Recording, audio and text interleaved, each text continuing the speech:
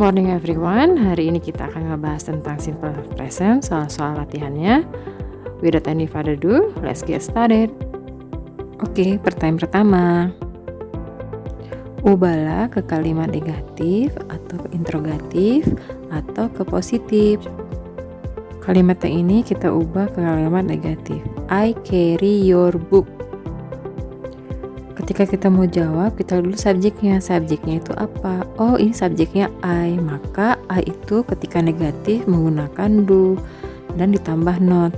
I do not atau I don't carry your book. Nah, ketika kalimat tanya, maka do itu sebagai awal kalimat, sebagai tanda kita bertanya. Maka jawabannya adalah do I. I itu pindah setelah do karena dia subjeknya apakah saya. Dilanjut lagi dengan kata verbnya carry, maka ditambah lagi dengan objeknya your book. Jadi jawabannya do I carry your book.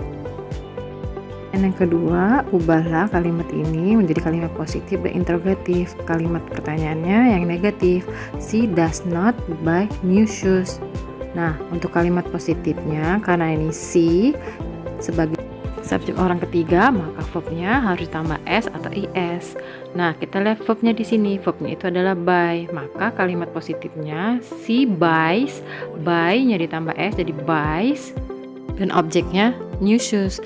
Jadi jawabannya she buys new shoes. Untuk jawaban yang kalimat interrogatif atau kalimat tanya, karena ini subjeknya she, maka dibutuhkan ada does. Does tetap di untuk awal kalimat karena ini bentuk kalimat pertanyaan. Jadi jawabannya does she buy, tapi nggak pakai s ya, karena ini bentuknya verb 1 kembali ke verb 1. Jadi kalimat interrogatifnya does she buy new shoes. Untuk soal yang nomor 3 itu kalimat pertanyaan, maka kita harus ubah bagaimana kalimat positifnya dengan kalimat negatifnya. Ayo kita lihat dulu kalimat pertanyaannya seperti apa. Do they come to the class on time? Nah, untuk kalimat positifnya, ingat di sini ini ada they sebagai subjek, tapi dia nggak pakai do ya, karena dia bukan kalimat negatif atau pertanyaan. Kembali lagi ke verbnya, biasanya verb itu setelah subjek yaitu come. Jadi kalimat positifnya they come to the class on time. Kok nggak tambah s miss? Ya nggak pakai s karena dia I, they, you, we itu nggak pernah pakai s. Yang pakai s itu subjek untuk orang ketiga seperti she, he, atau it. Nah itu jawabannya ya, they come to the class on time. Untuk kalimat negatifnya ini karena dia they dan dia pastinya dong pakai do tambah not, maka kalimat jawabannya untuk kalimat negatif adalah they do not come to the class on time atau they don't come to the class on time. Nah yang nomor 4 ini kita diubah lagi ke negatif atau interrogatif. Kalimat pertanyaannya yaitu they are a football player.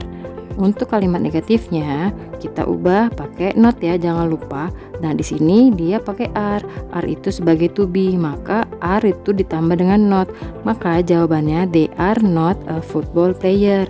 Untuk kalimat tanyanya, to be-nya tadi are itu sebagai awal kalimat. Dia sama seperti posisi do atau does, harus di awal kalimat ya. Jadi jawabannya are they a football player. Ya untuk nomor 5 pertanyaannya ini kalimat positif juga. Let's see, she is Agnes Mo.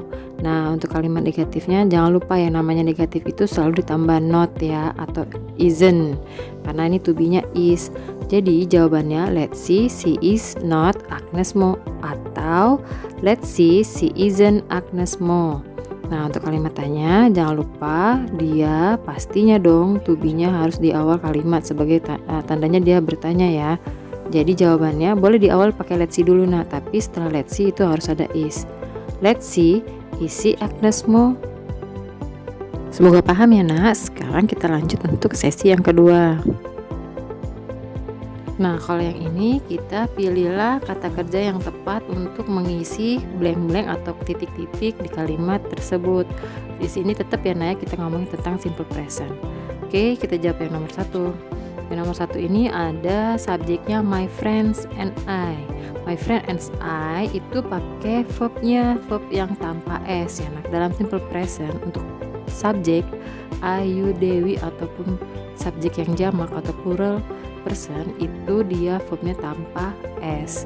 Jadi jawabannya my friend and I study English on Monday. Nah, untuk yang nomor 2 ini kita lihat subjeknya yaitu my sister. Di situ ada pilihannya watch, watches atau watching Korean drama every night after doing her homework. Di sini my sister sebagai singular person itu maka dia verbnya harus menggunakan s atau ditambah is. Jadi yang paling tepat adalah watch ya. My sister watch Korean drama every night after doing her homework. Untuk nomor 3 ada soal the flies flies on stinky things. Nah, di sini flies maksudnya tuh lalat atau laler tapi dalam bentuk jamak, maka dia tergolong dalam plural subjek. Maka verb yang harus dipakai adalah tanpa s. Jadi yang paling tepat adalah the flies fly on stinky thing. Yang untuk nomor 4 ini ada soal Andra did his homework after taking nap. Lagi-lagi kita lihat itu subjeknya. Nah, subjeknya di sini ada Andra atau kata ganti ketiganya yaitu he. He itu pasti dia pakainya does, yang kemudiannya does ya. Maka jawabannya yang tepat adalah Andra does his homework after taking nap.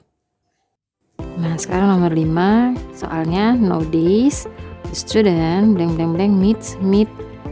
meeting their teacher at Zoom for learning the subject. Nah, kita cek lagi apakah kata kerja mana yang paling tepat untuk subjek the students. The students ini maksudnya adalah subjek jamak ya Nah ya, studentsnya pakai s berarti siswa-siswa. Maka verbnya yang tepat adalah yang tanpa s yaitu meet. Jadi jawabannya nowadays the students meet their teacher at Zoom for learning the subject. Jadi yang kalian harus ingat adalah ketika subjeknya jamak atau plural, maka verbnya tanpa s, atau subjeknya Ayu, Dewi tidak menggunakan s verbnya. Nah, kecuali kalau dia subjeknya singular. Singular itu seperti apa, Miss? Ya, seperti dia cuma sendirian. Kayak Andra, Budi, Anton, Jack, George. Nah, itu semua verbnya harus ditambah is atau s. Atau dia subjeknya seperti she, he, it, itu juga verbnya ditambah s atau is. Let's go the last part. Ini bagian terakhir ya Nak. Ini beritanya, susunlah kalimat ini dengan baik dan benar. Sekarang kita coba jawab kalimat atau pertanyaan yang pertama. Soalnya after clean she getting table the dinner. Ingat ya Nak, dalam menyusun kalimat baik bahasa Indonesia atau bahasa Inggris itu susunannya sama. Seperti kalau bahasa Indonesia ada subjek, predikat, objek atau keterangan. Nah, dalam bahasa Inggris itu ada subjek, verb, objek, after. Objek itu ada komplement atau keterangan. Nah, di sini kita lihat sekalian di mana subjeknya. Subjeknya di sini ada she, verbnya mana cleans.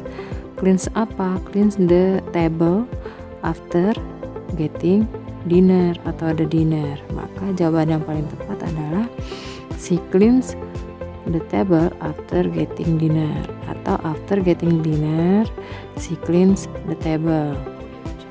Untuk soal nomor 2, cook my parent grill for lunch chicken. Lagi-lagi dan lagi kita harus ingat kalau melakukan kalimat adalah harus menentukan subjeknya di awal kalimat. Habis itu kita tentukan verbnya yang mana. Oke, mari kita susun. Kalimat yang paling tepat adalah my parents cook grilled chicken for lunch. Sekali lagi ya, my parents cook grilled chicken for lunch. Untuk soal nomor 3, to his mom finds baby cries the loudly. Kita tentukan lagi subjeknya, habis itu kita tentukan lagi mana verbnya setelah subjek. Maka yang tepat adalah the baby cries to find his mom loudly, atau the baby cries loudly to find his mom. Soal nomor 4, learn the student using nowadays by everything gadget. Lagi kita bilang mana subjeknya di sini. Subjeknya adalah the student. The student verbnya adalah learn. The student learn everything by using gadget nowadays atau nowadays-nya sebagai kata keterangan boleh di awal kalimat. Nowadays, the student learn everything by using gadget. Last questions atau soal terakhir. At stay home government the us to pandemic because. Nah, kita lagi cari itu subjeknya siapa. Oh ya, ini the government. Verbnya yang mana? Us, menyuruh. The government us to stay at home because the pandemic. Atau because the pandemic, the government asked us to stay at home. Well, that's bring us to the end, and I hope you getting better to understand. See you and wassalam.